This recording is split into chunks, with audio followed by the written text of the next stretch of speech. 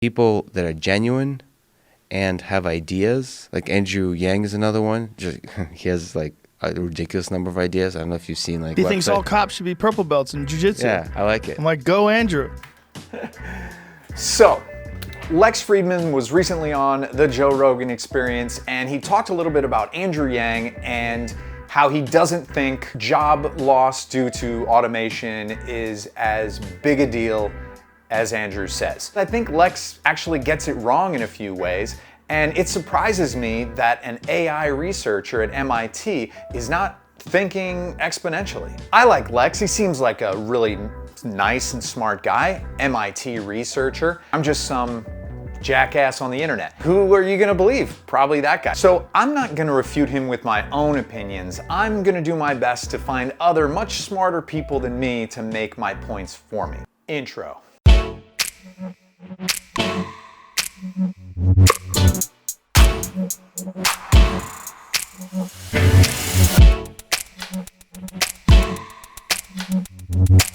I disagree with him on his evaluation of the state of artificial intelligence and automation in terms of its capabilities and having an impact on the economy. You don't think it's going to be as much of a deal as he thinks it is? On the time scale that he thinks it is. This is his big issue, and he comes at it from a couple of directions, but I just wanted to point out right away that it's happening right now. Have you noticed stores closing in your neighborhoods in New Hampshire? And if you have to ask, why is that? And the reason is that Amazon is soaking up $20 billion in commerce every year, and it's now causing 30% of your malls and stores to close. We don't have to wait for automation to one day take over jobs, millions of jobs. It's happening. It's already happening. But I also want to be careful sort of commenting on that, because I think for him, it's a tool to describe the concerns, the suffering that people go through in terms of losing their job, like the pain that people are feeling throughout the country. It's like, it's like a mechanism he uses to talk to people about the future. What I don't like about this very specific moment in the interview is Lex is making it seem like this is just some analogy that's not true. Like it's the same thing as a completely made up sci-fi movie. It's like when you watch a sci-fi movie and the details are all really bad, I want to just suspension of disbelief or whatever and just enjoy the movie. Andrew's not using sci-fi movies as his examples. He's not just guessing at what might happen in the future. He's taking the data and laying it out in a compelling argument. Joe's had Andrew on his show. I know he wants to just let people have their perspective and not, be confrontational in every interview. But, it would be nice to have a little pushback, just a tad. The stuff he says about AI, he's not very knowledgeable about AI and automation. The transformative effects of artificial intelligence in terms of replacing humans in trucking, autonomous vehicles, something I know a couple of things about, is not going to be as, I could speak relatively confidently. The revolution in autonomous vehicles will be more gradual than Andrew is describing. This is not the story that's being told in the data. The trends are not for longer and longer adoption times for new technology. It's the exact opposite. Every new technology is being adopted faster and faster. No technology in history has been adopted linearly. They're either a bust or they're adopted as an S-curve. Now, what is an S-curve? They go seemingly slowly. They're not going slowly, but when they're under 1 or 2%, we don't notice them. And then suddenly, boom, they achieve a tipping point, a critical mass, and they explode, and then they slow down again, right, when they get mainstream. If you think that technology is changing even more quickly than ever, it's because it is. Look at the S-curves, going from 1900 to about 2000. They're getting steeper and steeper and steeper. Either you're in or you're out in a matter of weeks, months, or a couple of years. So AI is the key piece of technology that will enable autonomous driving. All the other technologies are already in the car. Elon has said this a bunch of times. all the Model 3s that are on the road today are fully capable of driving themselves except for the software. So they're upgrading the chip, they're training the AI, but when the AI is ready, it's gonna be like flipping a switch and a million cars on the road all sort of wake up. That's why I think it's so crazy that Lex, working in this field, isn't thinking that this is going to be the kind of thing that changes the world overnight. The impact that he talks about in terms of AI is a little bit of exaggerated. That's not what Cathie Wood, the founder of ARK Invest, thinks. They're an ETF that invests in disruptive technologies. And this is her talking about the convergence of these 5 disruptive technologies that are happening right now.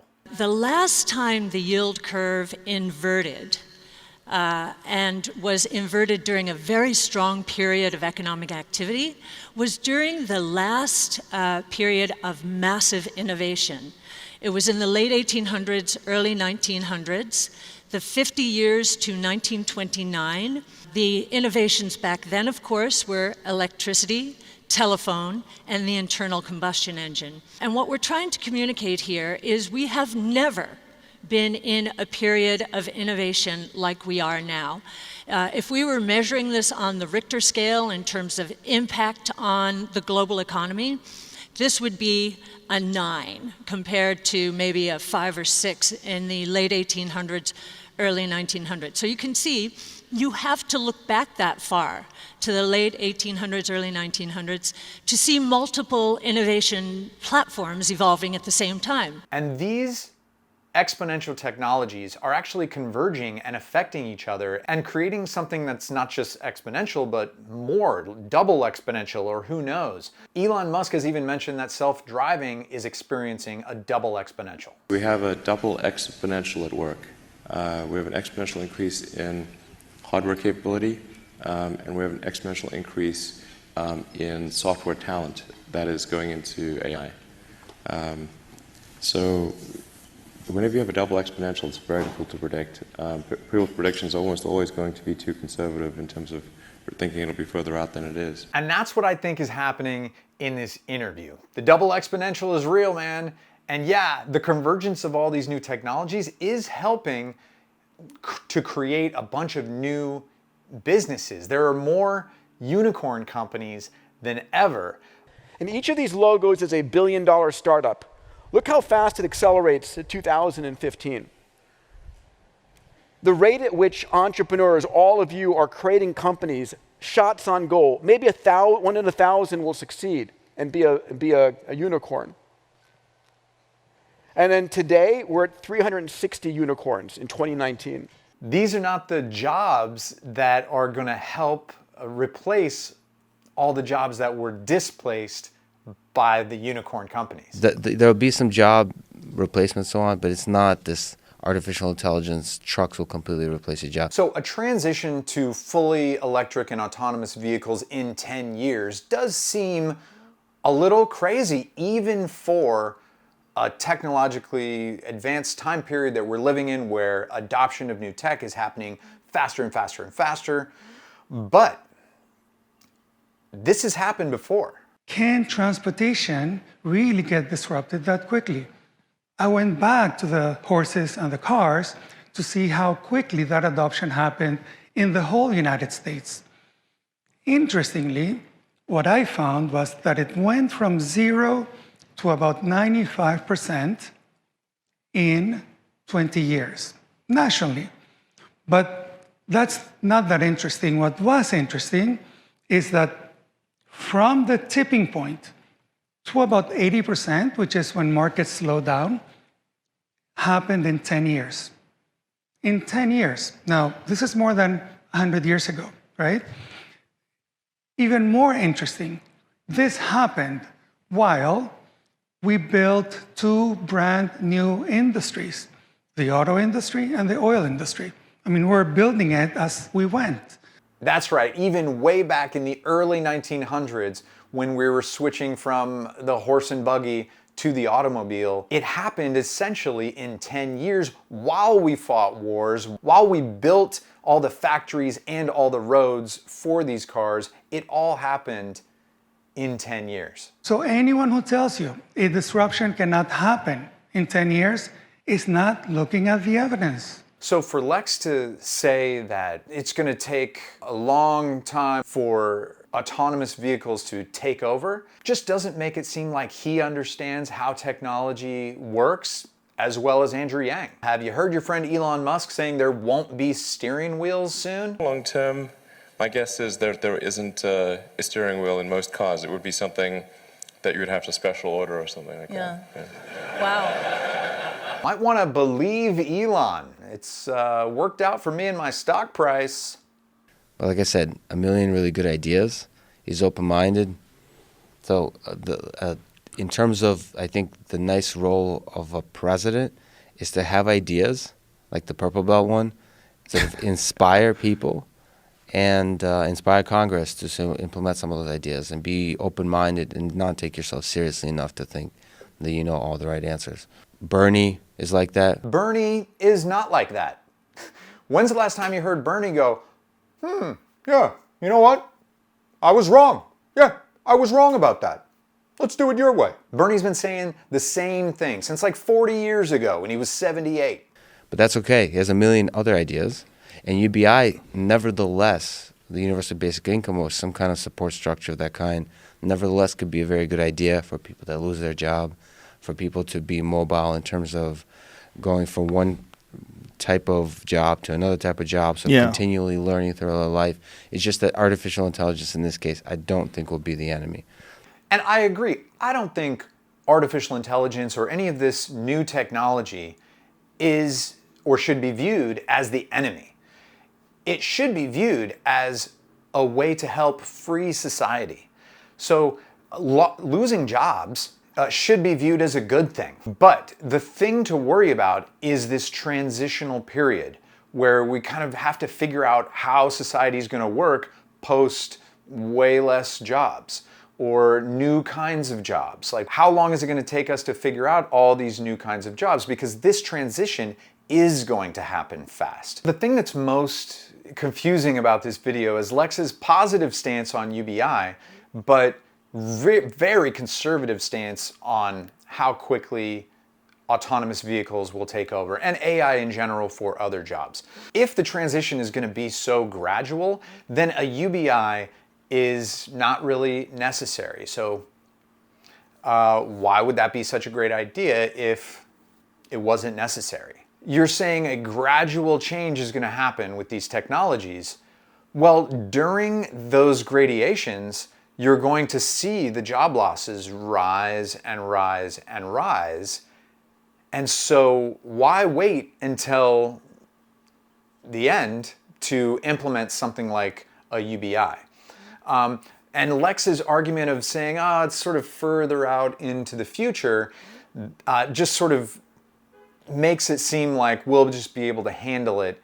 And the argument I and Andrew Yang, Cathie Wood, Ray Kurzweil, Peter Diamandis, Yuval Harari, and countless other futurists are that exponential growth is going to see a ton of change happen in a very short amount of time. And that is why we need something like a UBI to handle this insane transition. Now, yeah, it might flatten out in 20 years and become a little more stable, but there's going to be a period of very high growth that we're already seeing right now that we need to prepare for. So I'm happy that Lex is sort of pro Andrew Yang, pro UBI, and he likes his ideas, but I think for an AI researcher, Lex needs to get a little more on board with exponential thinking and how fast these changes are going to come down. Lex, love you, love your show, keep doing you. Had to disagree with you, but hey, if you want to respond to this video and tell me why I'm wrong, I'm happy to hear you out. That's it for this video, so if you liked it, like it, and give me a comment. Let me know anything. And there's a subscribe button down there. Imagine how quick an AI phone sex operator will eventually be able to make you. It's just a mental game. Once they learn, once they learn all the parameters, like 2 seconds, pick up the phone. Oh! I wonder if there's a warehouse full of guys somewhere just on the phone, like creating the data to train the phone sex AI. What a gross warehouse.